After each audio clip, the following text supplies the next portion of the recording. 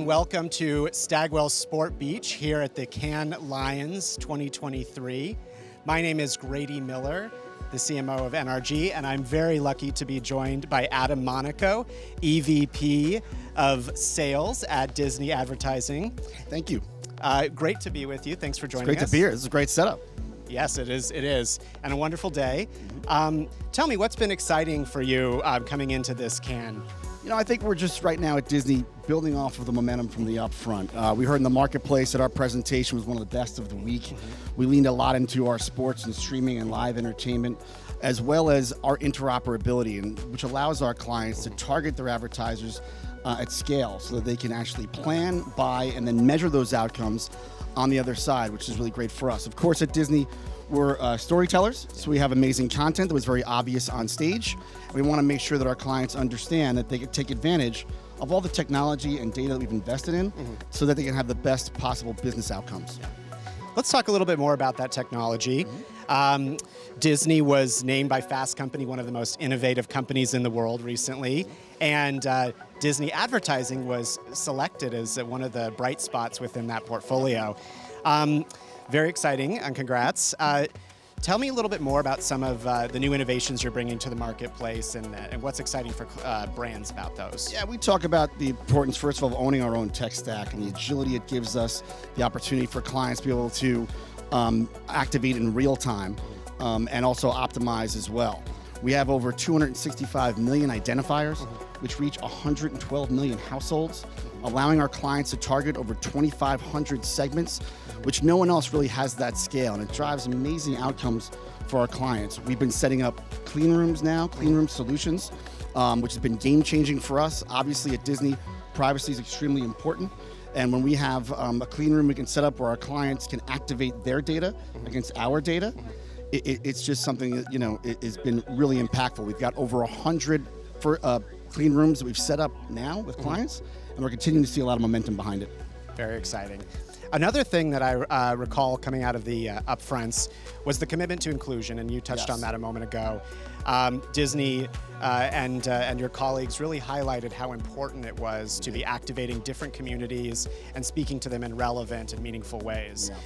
Tell me a little bit more about Disney's commitment to inclusion and diversity and how that factors into the advertising space. Yeah, I'll mention a couple of things. I mean, Rita Farrow, who's our president of sales and marketing, has been very challenged the marketplace to really put their money where their mouth is and asked them to triple their investment in DE&I.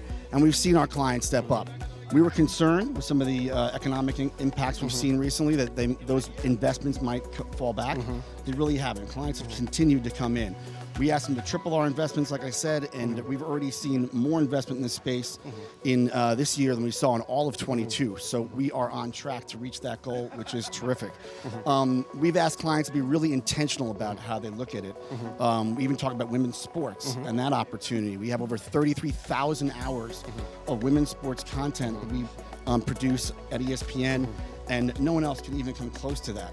And to further double click on this, you know, we have priorities around what we call our 5 Ps. So it's first, people. We want to make sure that our talent at the table is representative of the 91% of audiences that our brands touch every single day.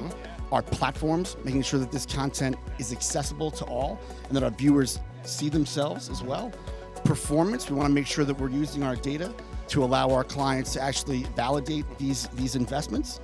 And then we have partnerships. Partnerships are really important. We want to make sure we're working with brands that are really fueling this conversation. We take a lot of time and investment to make sure that that's the case.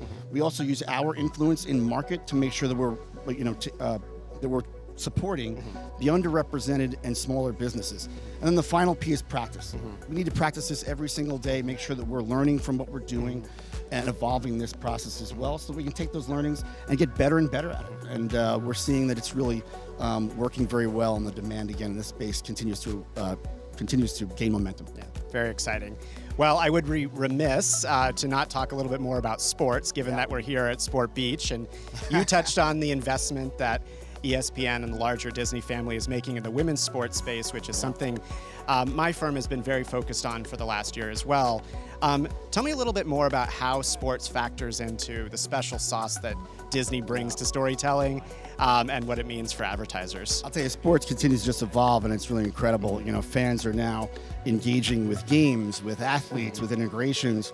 We're working hard to develop more, innovative integrations into our studio business. Our sports rights portfolio not only is linear, but also very much leaned into streaming. And not only we have partnerships obviously with all the major sports leagues, which is exciting. We also have things like Formula One racing. I was in Miami last month. It was epic. I mean, it was such a spectacle with all the pageantry and celebrities, and just allows our advertisers to take advantage of all the growth in that space and all the momentum behind that. And then we have our partnership with the ACC. We're going to pick up the SEC soon as well. So we just have such a diverse and rich portfolio of sports that we're going to continue to invest in, because, like we mentioned before, it is an area where we're continuing to see demand, and we're continuing to see clients lean in. We're doing more and more multi-year agreements with clients because they want to secure those premium positions in advance. And so, it's just great. We're blessed to have all these great assets. Yeah, it sounds like just the beginning. Yeah. Exactly. You also mentioned, a tough macroeconomic climate. It's probably one of the most ambiguous economic moments we've ever seen, with indicators pointing one way and then the other the next day. So tell me what you're hearing from advertisers and marketers out there, especially coming off the upfronts. What's the mood? I think it's a dynamic marketplace right now. We again are fortunate when we have some of the best assets in sports and streaming, and so having ESPN Plus, Hulu, Disney Plus. In the past year, Disney Plus now has 10x more advertiser opportunities than they had in the past, and we're seeing that 40% of our new subscriptions or new subs are opting in for the ad-supported tier. So these consumers are raising their hands, appreciative of having the choice of the pricing, and of course that gives our advertisers more opportunities as well. Again, we are also very bullish on our linear business still. Budgets continue to show up, and it continues to drive results for our clients. And so having the best in class of broadcasting, cable, streaming, this obviously helps us get through any type of these macroeconomic conditions. We're also hearing from clients they want to do more with fewer strategic partners.